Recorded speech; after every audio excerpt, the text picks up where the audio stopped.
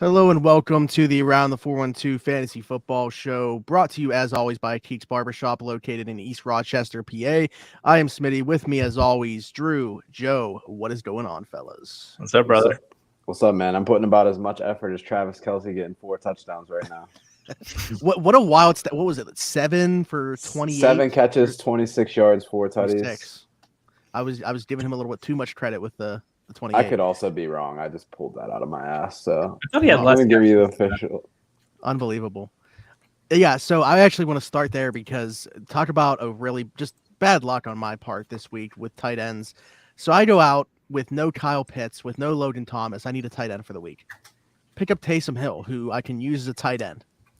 He doesn't catch a touchdown, but he scores 4 in this game, gets like 38 points. But I'm going against Travis Kelce, who nearly matches that.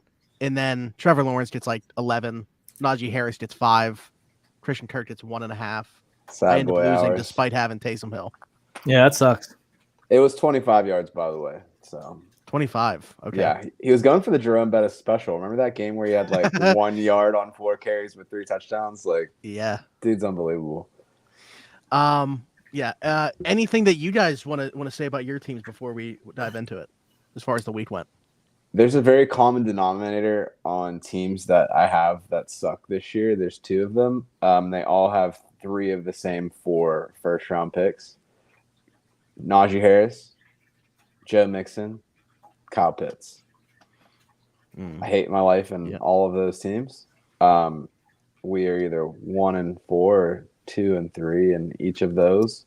And I am in desperation mode to get the fire sale to try to right the ship here, because 1-4 you have about a 6% chance of making the playoffs. So how about 0-5? 0-5. I don't know the numbers off the top of my head, but you're gonna need to win some games. Yeah, I'm 0-5 in one of our dynasty leagues, and Drew texted me this week. He's like, "You're really tanked, and you're literally not playing 2 receivers right now." And I was like, "Dude, I didn't even look at it. Like, I wasn't trying to be that type of person." I did end up throwing in James Prochet for Bateman, and I think he had 1 catch for 7 yards, which was actually his first catch on the year, so it was his most productive day, despite that. But I also played Keenan Allen, who didn't play. So, yeah, at this point, I'm just looking at C.J. Stroud or Bryce Young. Which one am I going to get? I mean, you picked a good year to tank, I guess, from a dynasty perspective, but from a redraft, the season never stops, baby. So let's get it. Yeah. A lot of injuries to touch on, Drew. I will let you pick where you want to start here. There's some pretty big ones within this, though. Rashad Penny.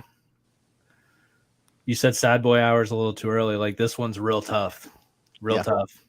Yeah, that dude has come back from so much.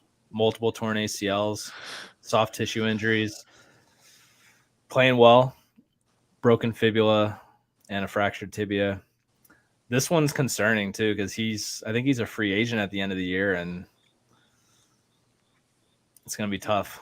Could have been the last. I think he just re-upped on a 1-year deal there, I believe, in Seattle in the offseason. 1 year, $5.75 million.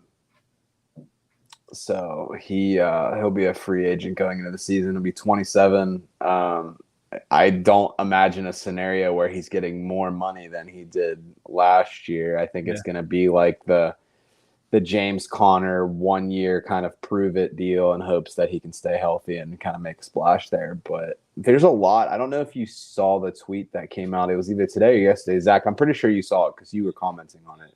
But there is like a lot of good running backs that are eligible to be free agents this offseason. Yeah, it's going to be really interesting to see how that shakes out. I was commenting on it to like troll Steeler fans about Najee Harris, because Zach said something about, "Oh, finally we don't like need a running back," and I was like, "Are you sure about that?" But Derek's in here, and Derek is trying to ruin some segments later on in the show right now by asking about Ramandre Stevenson as an automatic start. I think I'm going to roll with him over Waddle, but then he said, "I feel for Penny, but my Ken Walker shares greater than both those things." Yes, they're not as great as you think, as Geno Smith is balling right now. Geno Smith, where's Geno Smith this week in our quarterback rankings? Because this dude's been hovering around the top 10 now for like a month. He is currently 11th this week. He has a bit of a tougher matchup. Yep. this week. So looking at the quarterback matchups given in the past 3 weeks, Arizona is kind of like a middling matchup. It seems like they've struggled more against the run for QBs. Geno hasn't really been running as much as we've seen from him in the years past, but they're very stout against the run. So Ken Walker's probably going to have a tough week, which is funny because I know in one of my leagues he went for $60 for Fab, which was huge. I think I put up 51 because Rashad Penny was my RB2, and I'm trying to figure out what I'm going to do with that now. But Arizona's been very stout on defense, kind of a middling matchup for quarterbacks, but they've been a negative matchup for both wide receivers and for running backs. So it'll be interesting to see how it progresses. But from a year-long perspective, he's number 7 in the league. It's funny because there was expecting to be a lot of regression on that offense and fear, particularly for DK Metcalf and Tyler Lockett with the departure of Russ. But he's outplayed Russell Wilson so far. So what a story. I can't believe he's revitalized his career this late. He was a star at West Virginia and really is blossoming into something special there. So it's definitely cool to see. Yeah. I mean, it's definitely cool to see. I think it's, right or wrong, I think people are probably going to be questioning it basically all year. We could be getting to like week 17 and 18 and we're going to be like, oh, is Geno still going to be able to do it? Like, that's just when you've had the career that he's had and then all of a sudden put together what he's putting together this year, people are going to be questioning it the entire year. But it is nice to see. Also, oddly enough, that is Derek starting quarterback. So, yeah, right. But for his team, Geno Smith, top 5 QB season. If you would have played his lineup for DFS the week that they played the Lions, he probably would have been placing in the top. Oh, yeah, Derek wouldn't be working anymore. But real quick, we won't get into all the secret sauce on Ramandre, but I think the biggest thing to point out for him this week is one, you obviously have the Damian Harris injury that Drew will probably touch on in a little bit. The other thing of note is in the last 3 weeks, Cleveland's allowed 35.6 yards or fantasy points per game in a full PPR setting. Ramandre had already taken over that receiving role with the injuries to Ty Montgomery and Pierre Strong being hurt. But now that he's able to go into that full bell cow role, I think sky's the limit for him. I believe I had him ranked at number 8 this week in my personal RB rankings. I don't know where he ended up in our group list overall. Well, it's about to scroll at the bottom. So, but yeah, so he ended up. It's tied for 6. Tied for 6. So I had him in the top 3. I think I had him 3rd. Yeah, I think let me see. I mean, we can see here. You had him. No, you had him at 7. Oh, Ramandre. That's not you did right. have you had Fournette at 3. That's probably good though. I think I might have had Stevenson higher in my head and then never did it. My bad. I also had Stevenson at 7. When I so started, I guess I was the one that had. You had him at 4. You had him at 4. Wow. Should have subscribed to his OnlyFans. What was I doing? Yeah. I should probably do Shell my out the money. DFS lineups first because that's when I really realized that Stevenson was my guy. The Browns have given up 440 yards on the ground the last 2 weeks. Like they gave up a lot of points, like you said, but that's insane. Breece Hall and Jeff Wilson Jr. as well making some pretty nice jumps here in our running back rankings. Raheem Mostert getting up there as well with what he's doing in Miami. We only get one only fantasy subscription, but maybe on like the Fast Feet Finder subscription, we can go with one of those guys or something like that. I love me some Fast Feet. That's my jam. The hands team ain't getting it done for me this year. I'm all about the feet. Yeah, exactly. All right, Drew, we're getting way off track here now. If you want to reel us back in with another injury. So we'll just touch on Damian Harris quick. So he has a hamstring injury. He was practicing today on as a limited participant, but they said that he was going to miss a few weeks. So I don't know why they're bothering to put him out there if they're already rolling him out. Yeah, which is interesting because I've heard that he might not come back until after their Week 10 bye. So it seems really premature for them. Yeah. But in the same token, Mac Jones has also been kind of like this weird limited participant in practice. What is Bill doing? Well. Bill's in his bag right now at practice. Bill's establishing dominance. And he's calling literally like, by the way, I just want to, what's up, PJ? One of our Twitch guys, first timer. See, this is the wave. We got onto Twitch. Well, all of a sudden, we're getting some comments from there. We're getting some people that are finding the show out of nowhere. What's going on, PJ? We appreciate you tuning in. But Belichick, out of nowhere, is just like calling everybody a generational talent. He said like David Njoku's like the second best tight end in Browns history and stuff like that. Like he's just really laying it on this year. That was me looking at my roster that I drafted like on September 3rd. Yeah, exactly. Man, if Pickett would have started against them, he would have been a Hall of Famer already in Bill's Probably. eyes. All right, Drew, keep going. T. Higgins, he has an ankle injury where they didn't talk about it much last week. I felt like that. Yeah, Higgins owners had to be very upset because he went into that game dealing with it, but he obviously played like 7 snaps and 10 then snaps total. I have it written down here, and then he came out. The pain was too much for him, so that's something to monitor throughout the weekend. Similar situation with Darren Waller. He came into the week with a hamstring injury. I think he maybe played 1 or 2 snaps, and then he came out.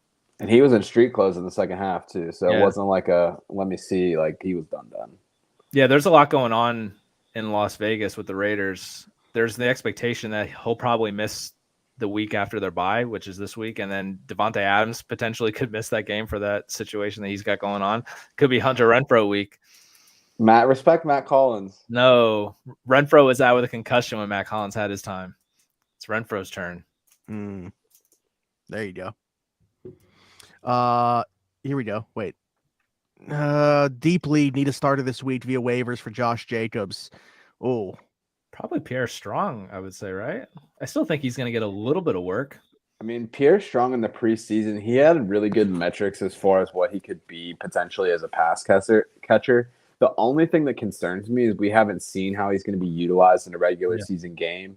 And I get very concerned putting faith into Bill Belichick and knowing how he has utilized running backs in the past. So that to me is kind of like a high risk play.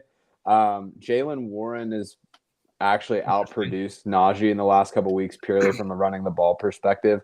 I think that he's someone that I like to have on my roster if he's available, solely for the fact that kind of conversely to or inversely to what we were saying about the Patriots, that if Najee goes down, then Warren becomes the guy and he becomes the undisputed guy. So if he's available there, I think you can use him. I don't know if he's necessarily a great starting option. Tevin Coleman recently just received a contract to be fully promoted to the 53-man roster. So I think that he's going to get some tread as well. So for me, it's probably between Tevin Coleman and Jaylen Warren. The Buccaneers historically are a pretty tough matchup against the run. So if it's a 1-week fill-in, I'd probably lean Coleman. But from a rest of the season perspective, I'd probably take Jaylen Warren. So Kelly, we're rolling out right away. Yeah. For 1 week, I think it's Pierre Strong. I just think he has the better path to getting some touches this week just because Damian Harris is going to miss. I don't think they're going to give. Yeah, I mean, the Jaylen thing is, Warren, he's been great. He's kind of been like Tony Pollard to Zeke in terms of Najee. But like, I think that for him to get a lot of touches, it really depends on if the Steelers are getting blown out again like they were last week, which is obviously possible. But I just don't see him getting. I think he's getting 10 to 12 on Sunday. But they're also playing Tampa Bay, which is their rush defense. But I'm saying, but this is what we're talking. I'm just looking at who's going to get the most touches here, because it's a deep lead. Looked at the options we're talking about. Like, just give me the 10 to 12 touches, regardless of the opponent. Pierre Strong's not going to need the touches against the Browns, though. Like, he could easily have 6 carries for like 50 some yards, and if he somehow gets a goal line carry, which is obviously possible with Bill Belichick, I think he could pay off. He could also put up a goose too. He could, but so something that's interesting to think about. So Tevin Coleman is now the backup for San Francisco. Jeff Wilson has a history of getting hurt, and he got a third of the carries last week. But that wasn't a blowout. He only came in during the blowout against the Panthers. Like all of his stuff was in like the late third quarter or fourth quarter. True. The other point that I will make to this is that Atlanta is not a strong rush defense. So it's like, to me, he has like some immediate playing upside. We haven't seen what Pierre Strong's going to do outside of some preseason work. It's just going off of what they do as a team, though, in my opinion. Like, you saw what Stevenson and Harris were doing in split role. I just don't like, he's going to have an uptick for sure. I still think that Strong is going to get enough work, but I get it because you haven't seen it. But we're just going off of how they run their team, and we've seen them for the last year and a half doing that same thing. Yeah. Also, you're making it seem like Tampa Bay is not going to blow out the Steelers the same way Buffalo did. I mean, that's obviously possible. You're here to hear first. The Steelers are going to beat Buffalo beat Tampa Bay this week. This guy. All right, watch it. Let's bet the money line right now. All right, I can't bet in Texas, but I'll send you some cash. All right, so Drew's on Pierre Strong. You're on Tevin Coleman. For the week, yeah. And I'm on think that- Jalen Warren, so maybe you go Kelly. I don't know. I don't know what to tell you. We're all on different ones here, but I think there's arguments to be made for any of those three. I think Kelly's really the one that I'm rolling out right away. So, all right, go ahead, Drew. I'm going to mention the Baker Mayfield situation here, not because he's valuable in fantasy, but like he's not good, but PJ Walker is worse. I know that you're playing him for his rushing upside and because you have no other options, but like you're going to start CMC.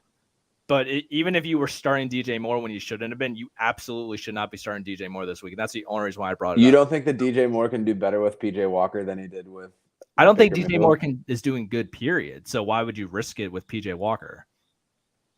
Because I'm 1-4 and need some slice of hope to. You're 1-4 because of DJ Moore playing the way he's playing. No, actually, the only share that I have of DJ Moore, I'm 4-1, and he's been riding the bench. But I might need to play him this week because of the T. Higgins injury. So I'm trying to. I'm guessing DJ Moore must have been just outside of our top 30. I'm guessing. I had him ranked at 30. Oh, did you really? I was joking around. But you guys did not rank him, though. Yeah, I know. Who had Pickens pretty high? Because I see he came in at 17. Where'd you have him? I don't think I had him that high, though. I think we all had him around that 17 to 20 range. Yeah. There was just a lot of variance in the other players in the rankings that kind of gave him the spot. Gotcha. Yeah, Joe was at 20. I think you were at 22. I guess I was at 21. Yeah. Drew was at 15. But I would probably slide Godwin and lock it over him. Pickett. I don't know why I got him. It's too late. The ticker's been made, Drew. Pickett might think he's the only one that can catch a football on the team right now. So he might see like 15 targets on Sunday. And he's open 90% of the time. So if he gets those targets, he's obviously coming down. Right. Was there any other injuries? Chris Olave, Pat Freiermuth, and obviously Tua. We got to monitor for the concussion gang. He's already considered out for this game, and so is Teddy Two Gloves too. So they're going to their rookie this week. Skylar Thompson. Yep. Yes. And then the last one, Matthew Berry called it on Friday right after that game on Thursday night. He said they're going to come out and say that Russ has an injury in his shoulder or something just to kind of like, the way everything's been going. He has a lat injury, which if that thing's coming off the bone, it's pretty significant. He's going to play through it just because he's Gumby and he always does that. But Cortland Sutton, you can start, but you got to run away from literally everyone else in that Broncos offense. Maybe Melvin Gordon if you have to. Melvin Gordon has the best matchup this week, actually, against the Chargers. They've still been bad, though. They have. What's funny, though. What about Mike Boone for PJ if he's out there? Oh, if he's out there. He had 50% of. And you saw, I don't know if it's going to continue again another week. You saw that there was times where they were like, Melvin, we can't risk him fumbling here. And it was Boone on the field in crucial situations. Yep. So at the end of the day, Broncos Nation, lats fry. I would be interested if he would have thrown Boone into that question. I'd be interested. No chance. I said no chance. Everybody's on it. Everybody knows Melvin Gordon can't hold on to the football. It's a deep league, like you said. So.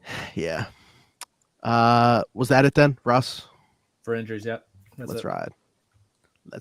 Any other headlines not related to injuries that you'd like to bring up? Actually, first thing before that I wanted to bring up is I was taking a look at our wide receiver rankings. I mean, I have both these players relatively high as well.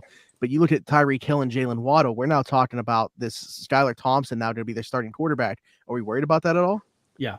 I made my rankings before that came out.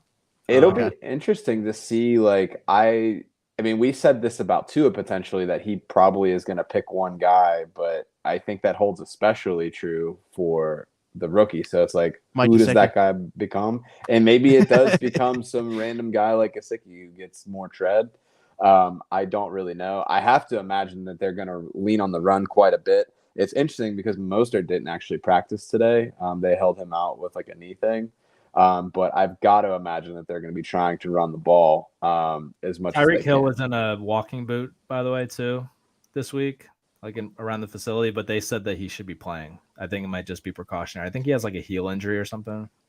Interesting. Yeah, the one thing that's tough about doing this show on Wednesday is the day where if a guy's not going to practice, it's going to be on Wednesday, or be limited, it's going to be on Wednesday. So anything that we talk about with guys being limited or not practicing, you got to kind of take it with a grain of salt and see what happens on Thursday. So, but yeah, anything not related to injuries that we kind of saw around the league? Yeah, I think there was 2 big performances. One, I think we kind of talked about a little bit before the show, but Gabe Davis continues to have these giant plays that he's making. Really a big matchup issue for the Bills. I mean, some of those throws Josh Allen were making were absolutely on the money. But Gabe Davis having 2 touchdowns in 21 minutes, like that was just absolutely absurd.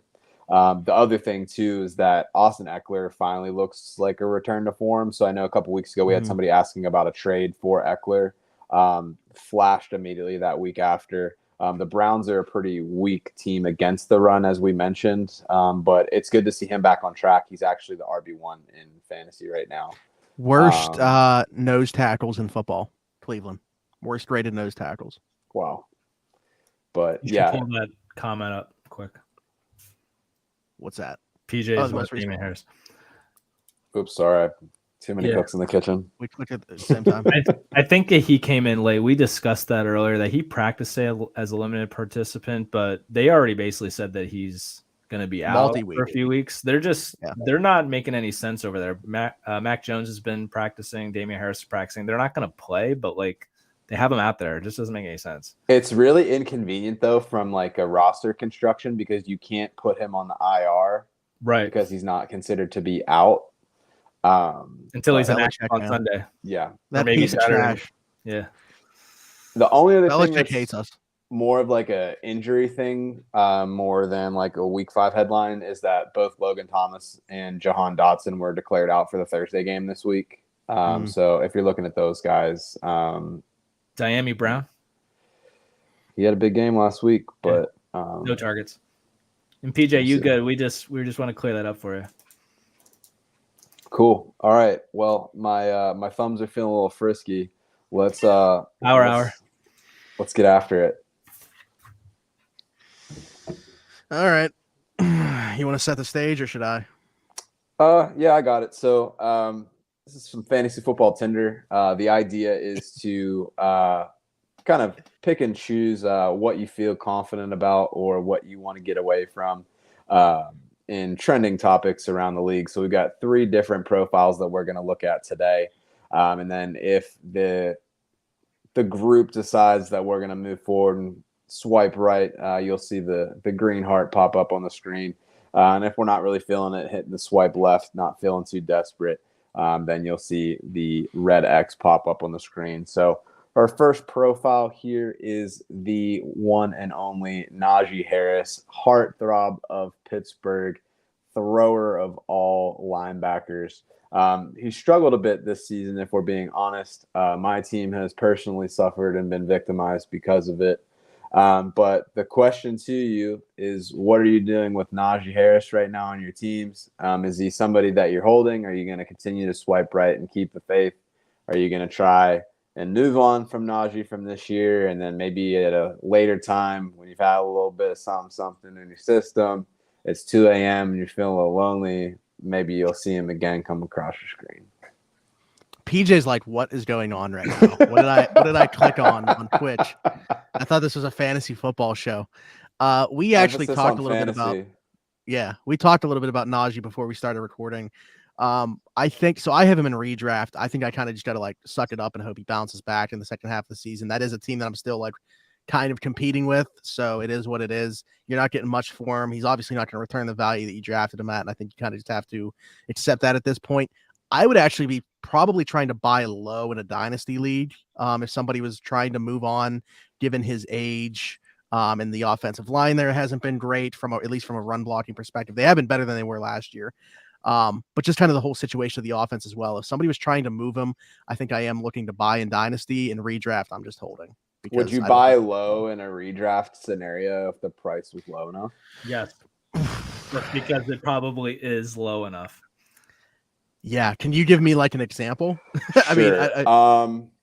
Let's see here. Would you trade if somebody, let's say, offered AJ Dillon for Najee Harris? Both struggling running backs, haven't lived up to the hype. Did you have to bring up AJ Dillon to try to throw it in Drew's face? No, I have more.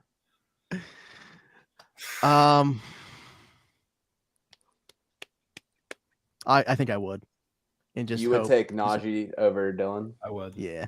What about James Robinson, the early season dime? Yeah, because that's actually somebody that I'd like to talk about a little bit more, just because. So I'm friends with somebody that covers the Jaguars, and the talk has been Travis Etienne is just this much better. Like James Robinson, great story, got up to a nice start this year and everything like that.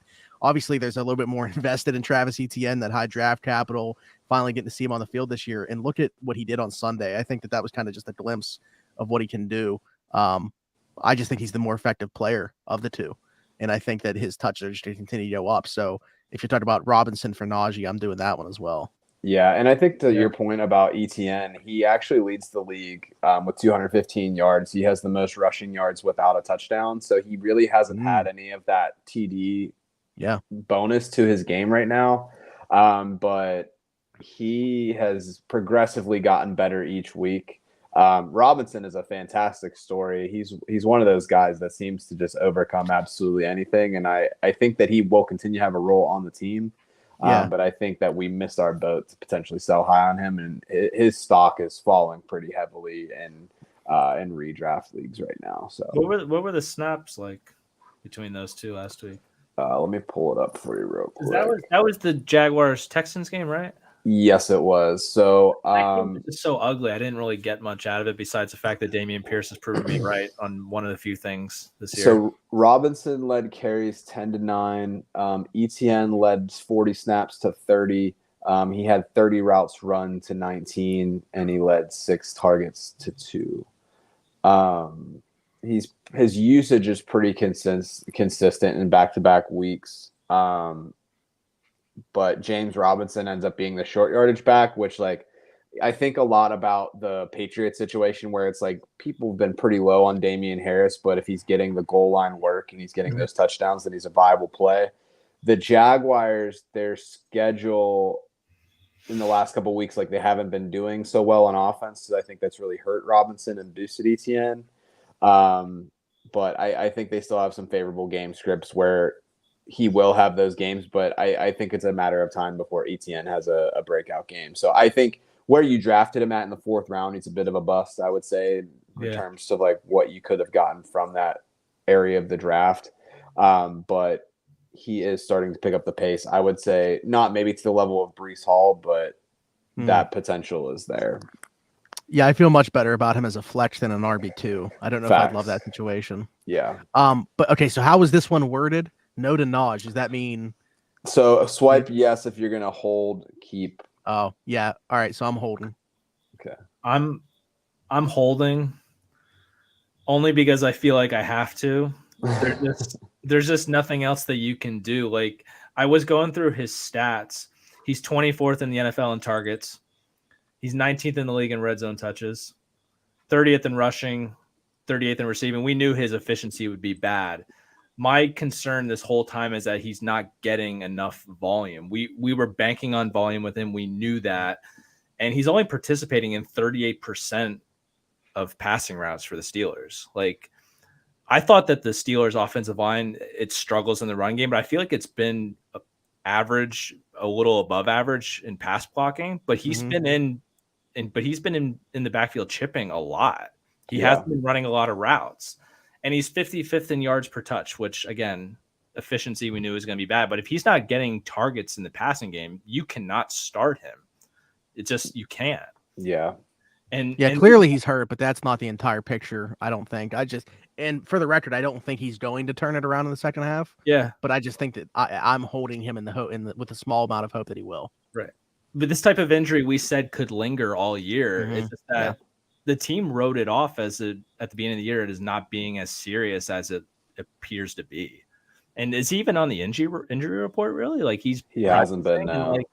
Like it's weird. Like I wonder if Tomlin's going to end up with another fine with this team because he's not reporting because Najee's clearly got something going on. And the negative game script, like they've been down and they're still not throwing it to the running back. Mm-hmm. Before we move on to our next profile, we actually had a comment question from a longtime supporter, Mechie Goat, under a new alias, it seems, but all love either way. So he traded Najee and McLaurin for Evans. What are your thoughts on the deal? I mean, I like it. I don't think McLaurin's been very good either. There's a lot of ball to go around there. And Najee's probably not going to turn it around. And I think that Mike Evans has better ball ahead of him. He hasn't been lights out, but the Buccaneers are going to get better as the season goes along, not worse. Yeah, I think if you think about like potential, it probably feels like a little bit of an overpay. I would have liked to have maybe given maybe a little bit lesser of a receiver, but I think that's kind of just the reality of where Najee's being valued right now. Exactly. And to your point, Tampa Bay's not doing a good job of running the ball. Leonard Fournette's been successful just because he's been getting so many targets, but now that the Tampa Bay receiving room is starting to get healthy again, I think that's going to decrease a little bit. So it'll be interesting to see how that pans out. But Brady's thrown for over 50 passes in the last 3 games, which is not what you want with a quarterback that potentially has something going on with his rotator cuff. So they're doing what they can to get it done.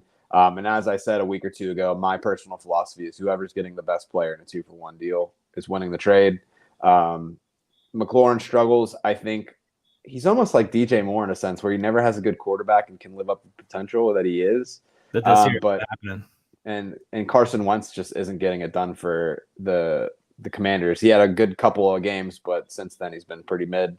And I think his games have been good, actually, in my opinion. It's just that the 2 games he did bad, he just had terrible matchups against the Cowboys rush and then the Eagles rush. Otherwise, he's been 25 to 30 each week. He's just entirely matchup dependent, but it also makes the entire team matchup dependent as well. Right. So to me, I like the deal. It may be a slight overpay, but it's something that I could stomach. If I could do this in one of my leagues, I would do it in the second.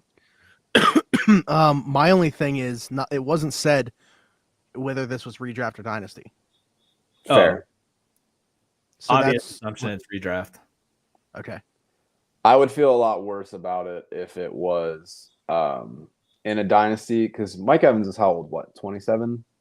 Yeah, he's getting on the other side of the age barrier, and his targets have been going. Oh, he's 29. Wow. Okay. Yeah, I was just saying, I'm pretty sure if he was 27, that was actually going to be younger than I thought. Yeah, it's redraft. It's redraft PPR. Yeah, and his targets have been decreasing every year because Chris Godwin's come on. So in Dynasty, that would be a disaster. They always keep adding like a third receiver that takes some away.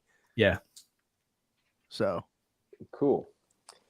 All right, good chat for sure. Where do you guys value Rashad White really quick in Dynasty?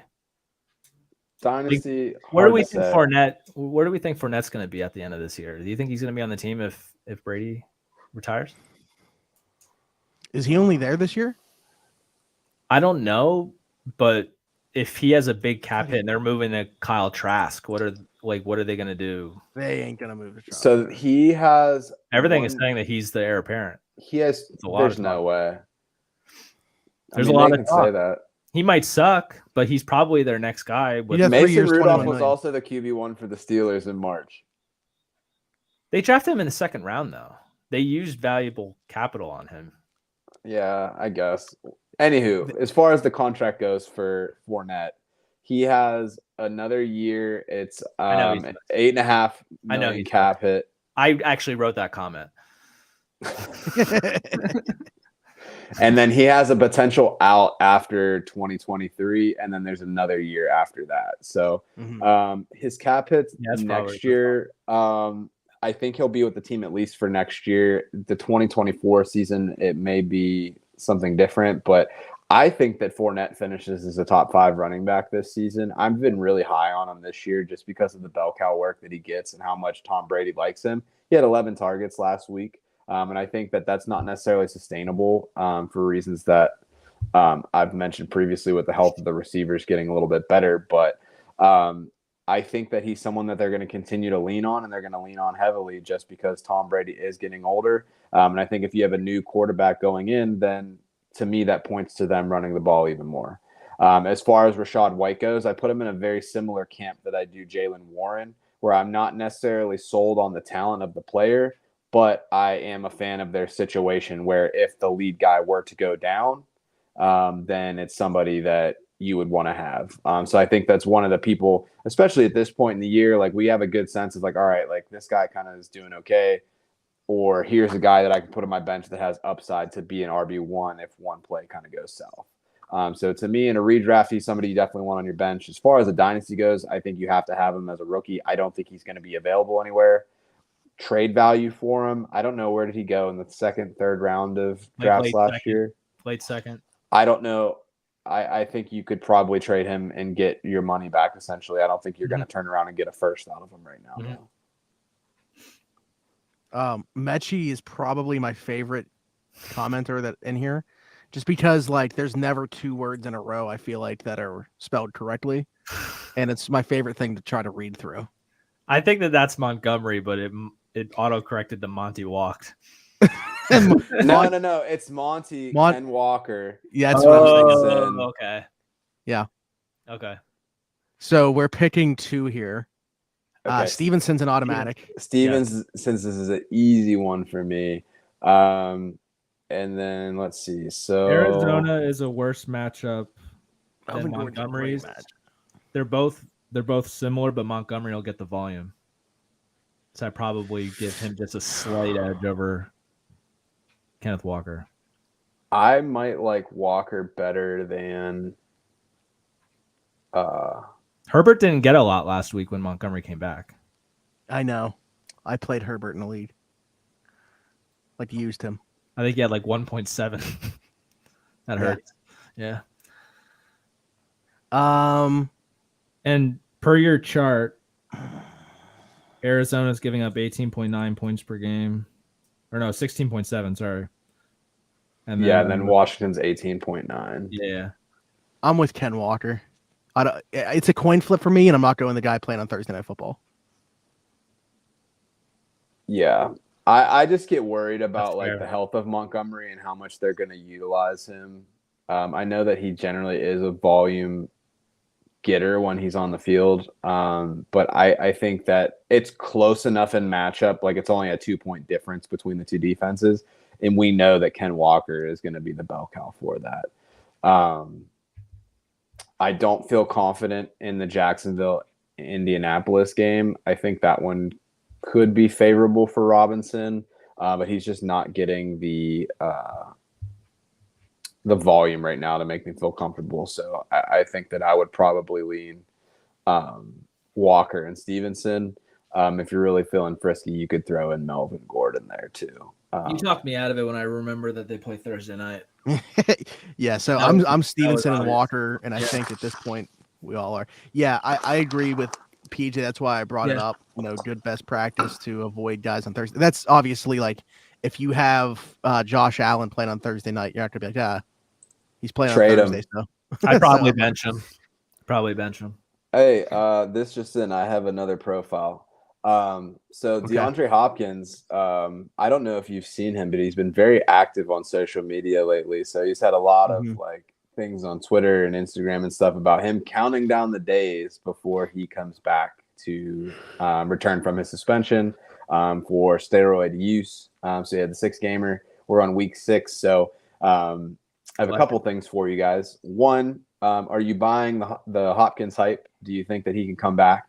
We'll start there, and then I want to follow up with, depending on how that goes, is Marquise Brown a sell high at this point before Hopkins hits the field? Oh, You want to go first? You want me to go first? you can go first. Yeah, we're gonna have similar answers, I think. Yeah, I don't have much on Hopkins because you guys know me. I usually am concerned about anybody that comes back off a long hiatus, and plus he was coming off a lot of soft tissue injuries from last year, and those can flare up easily for him after he sat for as long as he has. In terms of Hollywood, though, I actually think that this helps Hollywood altogether. He's second in the league in targets, which is obviously going to come back where he has 55, but he struggled like crazy against number one corners. Like he's really struggling when the number one corner is shadowing him.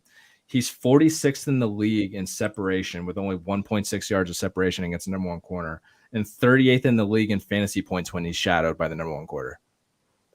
So I just think that if Hopkins can take that away for him and he's going to get a lot of second corner matchups, I think that he's going to probably stay around where he is because the targets are going to subside a little bit, but I'm not concerned about him moving forward as someone that can pay off as a wide receiver 1 or high-end wide receiver 2.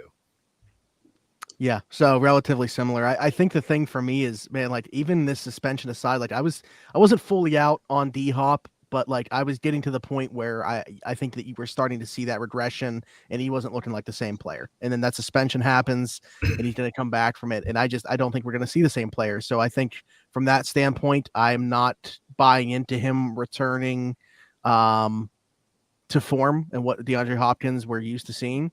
I think it is, to Drew's point, the exact same thing. I would echo those statements about Hollywood Brown because he is going to take that coverage away from him. And the thing is, to me, like I shouldn't speak on something I don't know about, but like I feel like Kyler hasn't been all that great this year. Yep, we at talked least as about a it passer. So I think, you know, if he is able to, for lack of a better word, just improve as a passer as the year goes on, and as you get DeAndre Hopkins back, you know, Hollywood Brown's gonna be the beneficiary there. So Hopkins standpoint, no, I am not on the hype, but I think Hollywood Brown does benefit. For PJ's point, he mentioned that he doesn't think that the number one quarterback will shift to Hopkins. I agree with that. I more so think that they'll be able to move them around more and that there might not be as much shadowing because you'll have to account for both guys.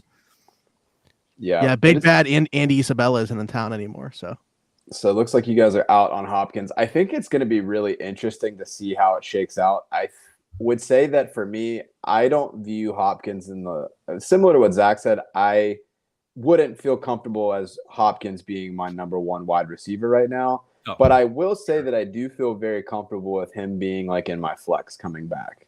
And here, let me say why. So currently, Arizona is leading the league in pass plays per game, and Kyler Murray is number one in pass attempts per game. Second off, they have the worst game script score in the league of negative 9.53. So on average, they're down 9 points a game. And that's going to keep happening because they come out flat every and week. Their defense is pretty terrible. So I think from a volumetric standpoint, we've seen in a week-by-week basis that Hollywood's able to eat, Zach Ertz is able to eat, and then we've even had weeks where A.J. Green is still able to get 7 targets. Respect, Greg Dortch has been able to get 10 targets in a game. So there's a lot of ways for them to move this around, and if I was a betting person, I would imagine if they're choosing between getting Rondell Moore the ball or DeAndre Hopkins, that they're probably going to lean more on the Hopkins side. So I don't think that he's going to come back and look like Devonta Adams when it was like, all right, like who's your top receiver? Hopkins, I think, went in the second round of drafts last year. I'm not saying that he's going to live up to that unless you're comparing him to Najee or like other people that have busted this year. But I do think that he's somebody that's going to be an immediate contributor to that offense. I think he's rested, healthy, and I think he has a lot of motivation to say, hey, look, like I still got something. He may not be as good as he once was, but he's Michael Thomas. He's exactly what Michael Thomas is right now, and that's my concern. Like Michael Thomas is suffering with soft tissue injuries. Like this is what you kind of expect from this type of situation. He's probably not here anymore, but Chad popped in under the weather, just popping in to shout out the Dolphin wide receiver owners hitting the panic button this week. Just want to say Skyler was quietly talked up in the preseason as a future starter. Don't fear it. He was like the most efficient quarterback throughout the preseason. Take that for what you will. I mean, I think it's fair for a lot of people to expect some type of drop off just because of the quarterback play.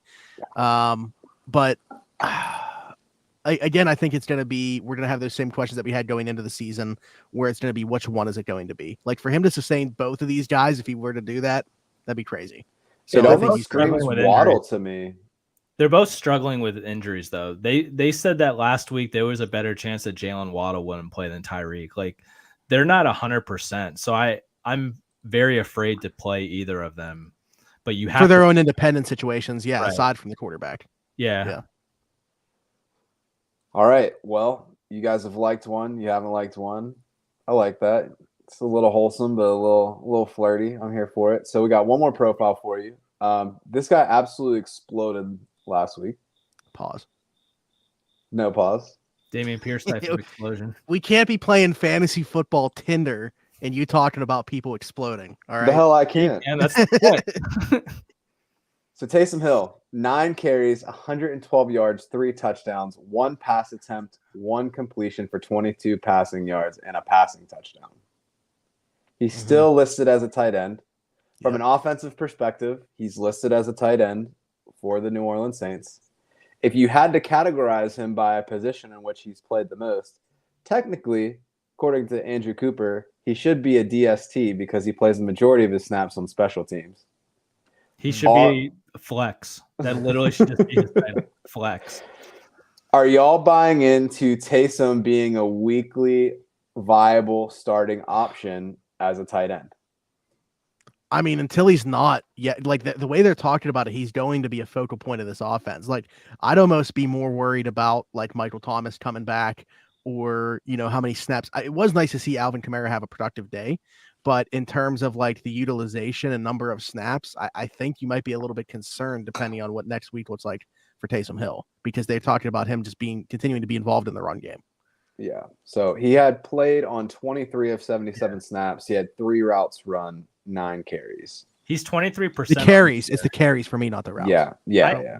I think this is just a subject of who they had on the field. With Chris Olave going out with a concussion, Michael Thomas has been in and out, Jarvis Landry's been in and out, Kamara struggling with his rib cartilage injury.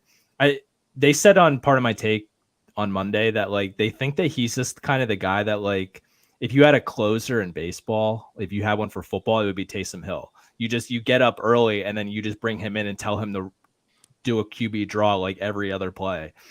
And then that's your offense for the entire fourth quarter. Like I think you have to own him because like this could continue to happen in certain circumstances, but you're just never going to know when it's going to happen. So like I'm concerned about starting him, and I agree with what he's saying. Smash the X.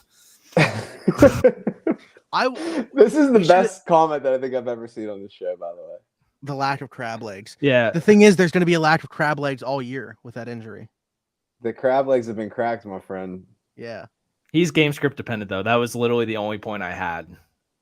I get why we're talking about this right now, because it makes sense because of the explosion that he had. But I want to see what he does this week. Like if he does it for some reason in 2 straight games, if what they're saying is true, like Dennis Allen coming out and saying he's going to be part of the run game. Specifically, he said the run game every week. I want to see if that holds true. So in your mind, Taysom is more of a pick up from waivers, hold, but not necessarily insert into your lineup right now. You have to either start him every week or not, because like depending on what happens with Kyle Pitts, he might be my tight end again this week.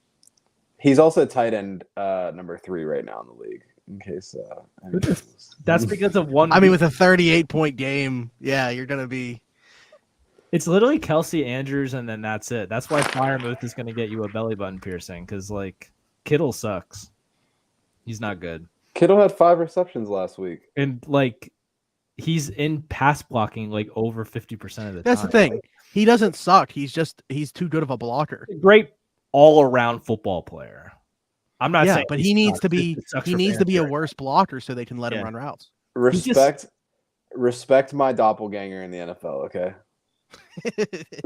You're accepting the fact that my wife thinks that you look like George Kittle now? There are so many people in this world that tell me I look like George Kittle. Yeah, but the very first time we did that, you like fought back on it so much. Of course I fight back on it.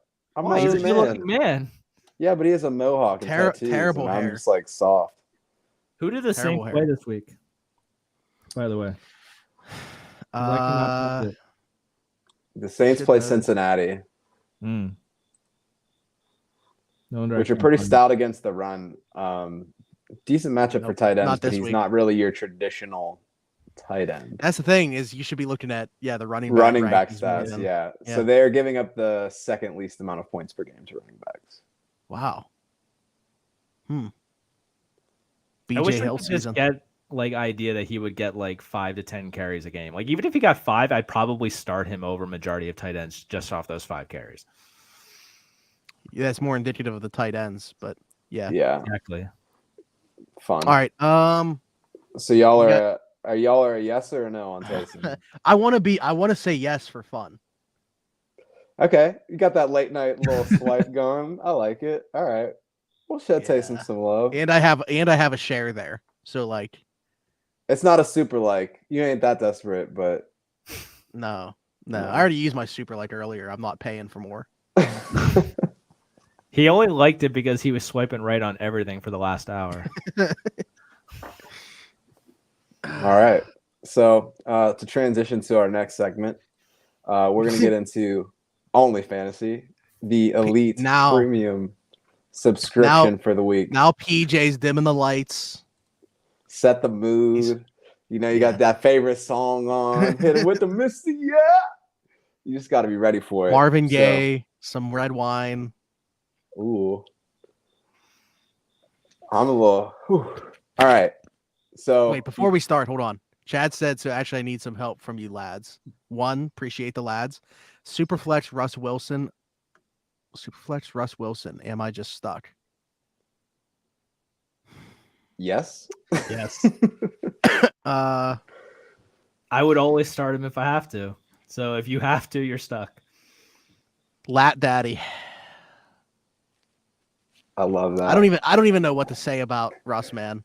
Because he's one of my quarterbacks in our 2 QB league. Him and Derek Carr. That's going great for me. You traded up for Russ too. The one thing that you have going for him is that Denver does have a plus matchup against the Chargers. I think it'll be interesting to see. I always take divisional games with a grain of salt just because those teams tend to know each other pretty well. And I had Russ ranked, I believe, at 15 this week. So from a super flex perspective, I think he's still somebody that you start. You're not feeling great about it, but Chad, if it makes you feel any better, I'm starting PJ Walker and the guy from Miami this week in the super flex league. So. He had to say guy from Miami too. So that's how you know it's bad. What is it, Skylar Thompson? Yeah. Mm-hmm. Yeah. But they play on Monday night, and besides the last Monday night game, a lot of them have been hitting the under. There hasn't been a lot of points scored in prime time. So let me tell you what, if I'm winning going into Monday, he's going on my bench. If I was looking at a picture of Skylar Thompson right now, I wouldn't know. Whoa. Daniel Jones, and I would consider Daniel Jones, Mariota, no, he has an awful matchup this week. Yeah, Daniel Jones got Daniel Jones rushing though. For Daniel sure. Jones rushing, I like. What's interesting about the matchup with Baltimore is that they actually have kind of tightened up from a receiving perspective in the last couple of weeks, but the quarterback position is still high. So to me, that's an indicator that they're giving a lot of rushing yards up to QBs. Daniel Jones actually had a really strong game. I don't know if you watched the London game last week, but he looked like competent for once, which was weird. He's been like that all year, just like quiet. Yeah. So I think for me, I would definitely play Daniel Jones over Russ. I had them 14th and 15th respectively in my rankings, but I'll take one spot over.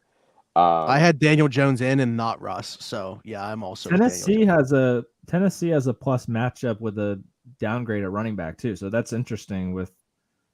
Oh wait, no, Tennessee's on a bye. Oh, so he can only own 2. Like he can't pick one without. I'd drop Russ without giving any second thought about it, honestly. So Deshaun is also there. I need to print out your chart because I keep reading the wrong rows. Man, that would be interesting when he comes back. Well, that's what 10. So he comes back week 11. Do you have morals or do you want to win fantasy though? No, he's suspended for 11 games. Then they have their bye. He's going to play till week 13 against the Texans. Houston. I think that if you're gonna go I personally will not touch Deshaun Watson on any league. But if you're going to take him, I don't think that you need to do it this week, considering that he has still more than over Well, no, half because of he his needs to suspension. play. That's the thing is he needs to play both that he has, right? No, yeah, I get that, but like he could drop that other player in 3 weeks and pick up Deshaun if that's the route that you're going to go. I would You go know what I'm Daniel saying? Jones.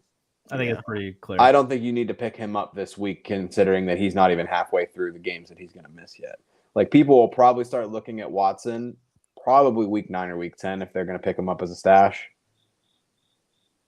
So I think that you can wait a week or two. I would pick up Daniel Jones and drop Russ and hope that somebody spends a lot of fab on him or a waiver claim on him and then hates their life for the rest of the season.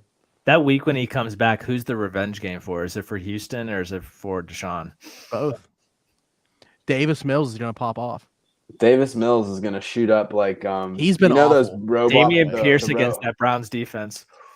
What's it called? The Rock'em Stock'em Robots. That's going to be Davis Mills. He's been awful too. It's so I was like because he showed a decent bit last year. Cooper Rush has a give him a full year this year. Yeah, I would not play Cooper Rush against Philadelphia. Run away from that. Cooper Rush, I don't know if you guys saw. Well, you probably did because Kenny Pickett was like way up there for the EPA. Yeah. But Cooper Rush is at the bottom of that, and it's like he's done nothing but lead his team. Well, right now the Cowboys' defense is the Steelers of the '70s. Yeah. So Dak looks like he could come back this week, but they're holding him out for another week just so Cooper Rush just does so terrible that fans can't say, "Oh, Dak." They want him to lose a game. They want him to lose a game as a starter. And they want him to lose it bad, too. It's so funny because Cowboys fans and Steelers fans really aren't that different. No, absolutely not. Terrible. All right, only fantasy. All right, so to get back to the segment at hand, dim the lights, put on that sweet tune, and pop that bottle of wine.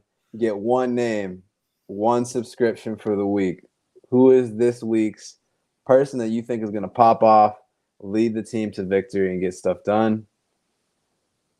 Drew, we'll start with you as always. How was your only fantasy experience last week? What are you looking forward to this week? Can we get a hand check as well? It took me a little bit because it was in my pants. So I had to pull it out real quick. Last week was pretty rough for me. I'm going to get the exact line. My first big miss in only fantasy of the year, I had James Robinson.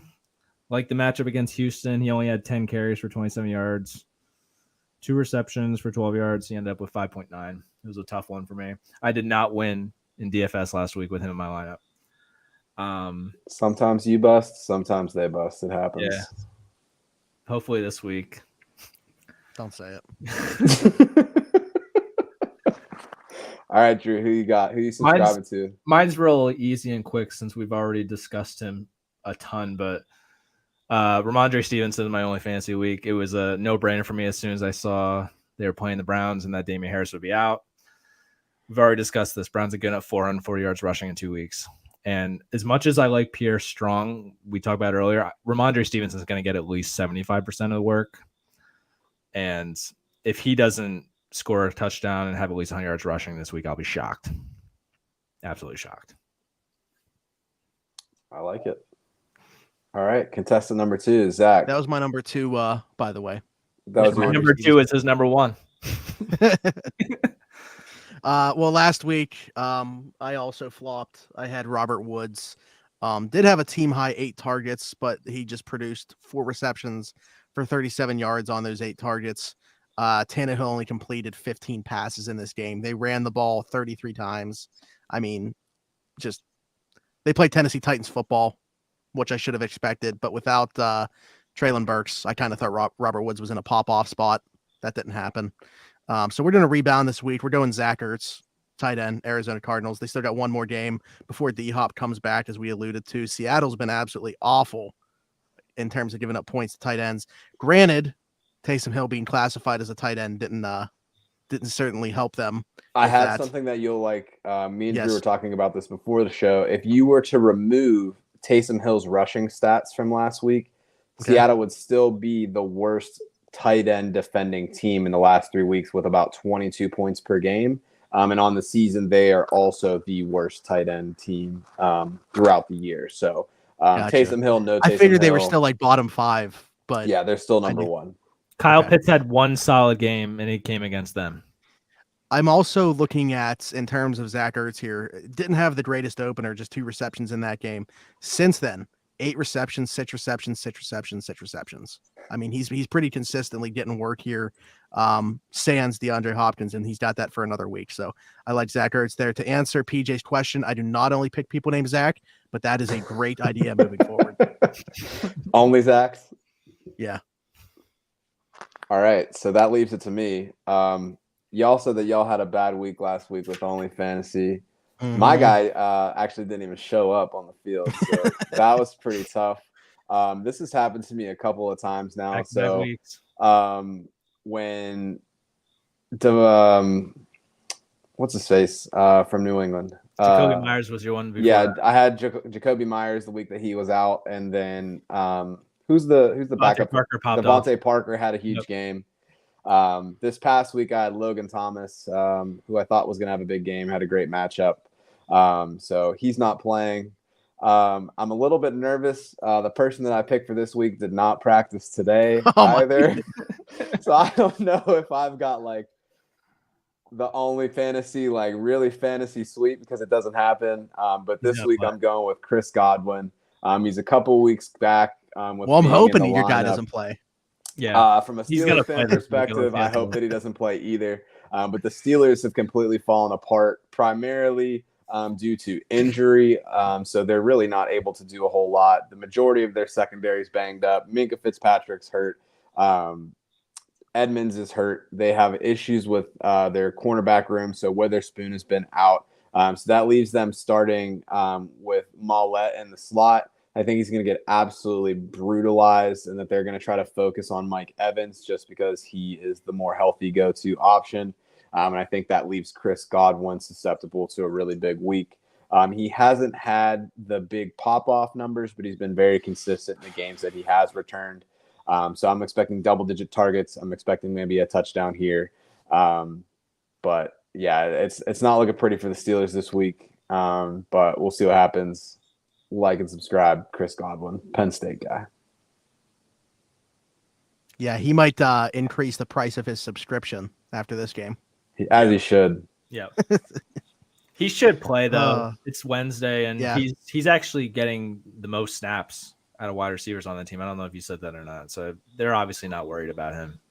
Yeah, so we should be fine. If it happens again, then I'm just going to start picking people that I'm playing against. So that at least I have a chance at winning some games. That's genius. I might send you my lineup. All right, let's talk DFS.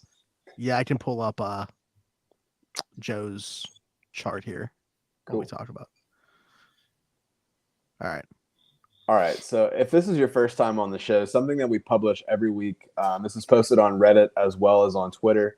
This is a 3-week output of the average fantasy points allowed by the team on the left. So as you can see, Seattle, Detroit, Pittsburgh struggling across the board on the defensive front. On the right-hand side, you can see the team that they're playing in this particular week.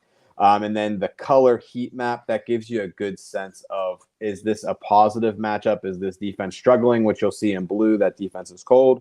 Or is this defense doing well? They're playing hot. It's a matchup I want to avoid. Those are in red. So the deeper the color, the better or worse the matchup is going to be. So if we were just thinking about the OnlyFans portion of this show, Pittsburgh is in the darkest blue for wide receivers in PPR. They're giving the most points per game in the last 3 weeks. We can also see that they were victimized by Buffalo, New York Jets, and the Cleveland Browns. So you have some context as to why those things were happening. And now that we're getting into the bye weeks, when we're looking at the Detroit data, the Tennessee data, the Vegas data for next week, we'll go an additional week back so that you have that full 3-game scale of production from those different defenses. So that's kind of how this works. We send these out every Tuesday morning, and it's a really helpful tool to see how things are changing throughout the season. If you look at, like, say, ESPN right now, they still have Pittsburgh kind of as a middling matchup in terms of wide receivers, even though they've been getting absolutely worked recently. So it's a good metric to see things as they're changing, and it's something that we utilize pretty heavily when we're doing DFS. So. Cool. Yeah, so for my DFS lineup, I think we've talked in previous weeks where I don't like to pay up at quarterback. So my quarterback is a little surprising, I would say, for most people. But if you look at their matchup, they don't have a terrible matchup, and I do absolutely expect the Steelers to be a negative game script. Kenny Pickett threw the ball 52 times last week. And last year when Mason Rudolph threw 51 times in the rain, it was terrible. We joke about it all the time. But Kenny Pickett throwing the ball 52 times is pretty appealing to me in fantasy football. And he does give you a little bit of a rushing aspect. He obviously had 2 rushing touchdowns in his first game against the Jets. He offers a little bit with his legs. So with that game script and that opportunity at his price point, I went with Kenny Pickett. And the easiest person to stack with Kenny Pickett, which we'll get to the next. Do you want to go to the next picture, or should I just wait? It's whatever you're into. Yeah, I usually go with my stacks right off the front. So okay. George Pickens is Pickett's favorite guy, and he is still priced as if he doesn't matter. At 4,600, he was an absolute no-brainer for me. And at some point, they're going to connect on a touchdown, a long one. And I'm hoping that it's this week. Pickett threw the ball 52 times at 326 passing yards last week. That's a lot of passing yards. If he can just get in the end zone twice and with that negative game script and some garbage time, he's going to pay off for you. And then back to the other one with our running backs. We already discussed Ramandre Stevenson a ton this week. He has the best matchup, and he's still priced as if Damian Harris is going to be in the lineup because they go a week ahead with their pricing. So he was an absolute no-brainer. The only concern I have with Ramandre Stevenson is that probably everybody is going to have Ramandre Stevenson in their lineup, so that's a little concerning. So if you decide to pay up on your quarterback with Tom Brady, who has the best matchup this week for quarterbacks, you could consider Pierre Strong. He's probably at the very cheapest option at 3,000, and then maybe pay up for like Mark Andrews or Travis Kelce at tight end. I think Chad just mentioned Matthew Stafford. He is another guy that I looked at, but I'm just so concerned with that offense right now that I decided to go away from that route. But I probably will have some DFS lineups where Stafford's stacked with Cooper Kupp. Jeff Wilson, I went with Jeff Wilson. He's dominating the snaps for running backs for the 49ers. I know we discussed Tevin Coleman coming in. Again, I think that was just because they were up so much that they decided to give him some work. He has 41 to 5, 33 to 1, and 39 to 19 in snap counts over the last 3 weeks. And the 19 was Tevin Coleman's all in the fourth quarter. I think that he's going to dominate those snaps. I would stay away from Tevin Coleman personally and have Jeff Wilson in your lineup at 6,200. Drew, real quick before you go on, this is Mike Wazowski here. We had a comment from Chad. Do you feel that Stafford's price has dropped off enough to consider him because of the dumpster fire in Carolina? Just for context for you, last week he was at $7,400. This week he's at $7,200. So do you think that's enough of a drop off to potentially throw him in your lineups? That's still really pricey. I typically don't like to spend more than like $6,500 for a quarterback unless it's like Lamar because he offers so much with his legs. Last year when I had my big week and I placed second out of like 45,000, which was an absolute fluke, I had Tyler Huntley in my lineup. I typically don't like to pay up for quarterbacks because I think you can get more out of your wide receivers and your running backs because they get bonuses for having over 100 yards rushing or 100 yards receiving. So typically I don't pay up for quarterbacks, but he does have a great matchup. So I don't hate throwing him in some lineups this week, but that's still a little rich in terms of the pricing for me. Gotcha. PJ is also team Pickett, pick, and stack. So there we go, PJ. I actually do DraftKings and FanDuel because their pricing changes from lineup to lineup, but I typically have a larger balance on my DraftKings account because I've, for whatever reason, had more success there. So that's why we're using those images. But I do both. Their pricing's very different. Back to my lineup. We'll go to the next page. We have Chris Godwin in there as my wide receiver 1. Joe already talked up enough what we're getting with Chris Godwin. He's going to absolutely eat against the Steelers. He's working out of the slot. He's going to be facing Arthur Millette majority of the time. Steelers are obviously hurting at corner. So even I think Cam Sutton's out already, right? So he wouldn't even be inside or outside. I don't know. So it's weird because I thought that Tomlin had basically all but rolled him out when talking Yeah. yesterday, but people were still talking today as if that wasn't the case. I don't know. It was weird. Yeah. Either way, he's not going to be lining up in the slot because they're hurt so much on the outside with Nicole Witherspoon being out. Nicole Hardman, I decided to pay down for him. I wanted to get someone in this Bills Chiefs matchup because we obviously know what's about to happen. They're going to pulverize their line. They're going to go way over. And Nicole Hardman's been struggling with injury, so I feel like his snap count has been down. But like when he is out there, it looks like they're actively trying to get him the ball. So I figured at 4,000 for that price, I'd throw him in there as my dart thrower. And if he happens to score a couple touchdowns and be a surprise for this week, that's the type of move that can win you a DFS lineup. So I went Nicole Hardman. And then at tight end, we already discussed this. This is the second week in a row where I didn't even know what their OnlyFans were, and I had already put their only fantasy guys players in my DFS lineup, so it worked out. Zach Ertz has a phenomenal matchup, 32.5 points per game per Joe's charts. He's second on the team in their target share behind Hollywood, so he's getting the volume. And I think that with their matchup against Seattle, Geno's been cooking, so this could be a sneaky high-scoring game as well. And if there's a lot of points scored, that obviously helps Zach Ertz even more. And then finally, Cooper Kupp. He's a mainstay in my lineup every week. He's the one guy in fantasy football that you can count on every single week. And he's going against Carolina this week. I felt like it was just an absolute no-brainer that you put him in your lineup.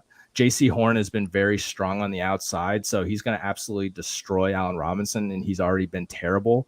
So Cooper Kupp with more opportunity just sounds insane to me, so I threw him in as my flex. Okay. Defense is just a dart throw. Okay. Essentially, when I get to my defense, I'm just going to pick a defense that's at home with a potential opponent that's been struggling and hoping that they score a touchdown. Because if you don't score a touchdown in DFS with your defense, you're typically not getting anything out of them. So they're my dart throw of the week. Colts at home against the Jags, who have been struggling. I like it. All right. Joe, are you going to come back onto the screen, or are you just going to leave that in front of you the whole time? Sure, I'll come back, I guess. All right. It's Oh, I me. guess I could have done that anyway. All right. Just to wrap up here, a quick couple things. Chad's saying if I do it, I'm going to stack Higbee, not Kupp. Pay up for JJ versus Xavier, who has been struggling against big play threats. I like that too. I usually throw about 5 or 6 lineups out, and I try to vary each one. There's probably going to be a lineup with some of those guys in there as well. Yeah. Yeah, because I mean, Xavier, I don't think he's healthy. I don't think he has been healthy. So yeah, he was I'm limited more in concerned practice. that game gets out of hand, and then they just he sits in the second half. Hmm. I like to find games that are going to be high scoring where both teams are in it. If you can get 4 quarters out of the Chiefs and Bills game, I wouldn't be shocked if somehow tries to throw in another Khalil Shakir option, which paid off last week when we had him in our DFS lineup. And if you hit on a guy like that and he gets a few more targets, it could be big for you too. He's still in that like 3,000, 3,100 in DFS. Yeah, Chad said to pour one out for him. All right, I'm pouring one out for you. Also, yeah, I hope you said you're under the weather, so I hope you feel better soon. Joe and I know the feel. We've both been dealing with something for like over a week. I lost 15 pounds in a week. It was crazy. Can't you tell? No. Tell that, George Kittle. All right, but last thing that I want to touch on is last 1,000 on Devontae and Kelsey over 50 yards in a game. Yikes. Where Devontae hit in one play and Kelsey had 4 TDs. Yeah. All right. I thought you were just saying because you were sick, you wanted us to pour one out, but yeah, that makes more sense now. Last thing that I want to touch on that I want to bring up is just the GoFundMe stuff. We got a little over 2 months until Christmas, about 2 months until I need to be done collecting the donations for Rocking Around the 412. Just because I also need time to be able to, get the gifts and stuff. I remember last year, dude, I wasn't able to turn around in my chair. My basement was just filled with boxes from Amazon. I hope the same thing happens this year. If you're not familiar with the mission, the last 4 years, around the 412 has collected $20,000 to provide Christmas for families in the Pittsburgh area. So this is year 5 of doing so. Last year we raised over $11,000, 30 kids through 13 families. We were able to help provide Christmas for. That includes like literally its entirety, gifts, electronics, makeup, arts and crafts, whatever they want for Christmas. They literally put together the list themselves. We also get the family a $100 gift card to be able to provide groceries and be able to cook that holiday meal as well. So that's Rocking Around the 412. It's our pinned tweet on Twitter. If you are on Twitter, if not, you can literally go to GoFundMe, type in Rocking Around the 412. The mission is there and you can donate right there as well. So get involved. Along with that, I just want to add, we do already have one family we know we're for sure taking care of. Isla Keen, the daughter of my friend Dalton, who passed away, is going to be definitely somebody that we take care of. Tyler and I had already talked about that. So, in advance, want to thank everybody for their support and generosity through obviously the first 4 years, but obviously here in year 5. Yesterday, we had a good amount of donations as well. And this is normally the time of year where it starts to really ramp up. So thanks in advance to everybody. We'll also be giving away tons of prizes to those who donate. So look forward to seeing you guys get involved and giving away a bunch of prizes to those that do. So check out that as well. And the link to both of those will actually be in the or the info for the YouTube. I didn't know that you could do this, but it will as well be there on Apple and Spotify. So other than that, follow us on Twitter at AT412FF Show, and Joe will answer any of your questions. Anything. Doesn't have to be about fantasy football. Literally anything. No, but for Smitty, for Drew, for Joe, this has been the Around the 412 Fantasy Football Show. We wish you the best of luck this week, unless you happen to be playing against one of us. But other than that, we'll see you then. Peace. Later.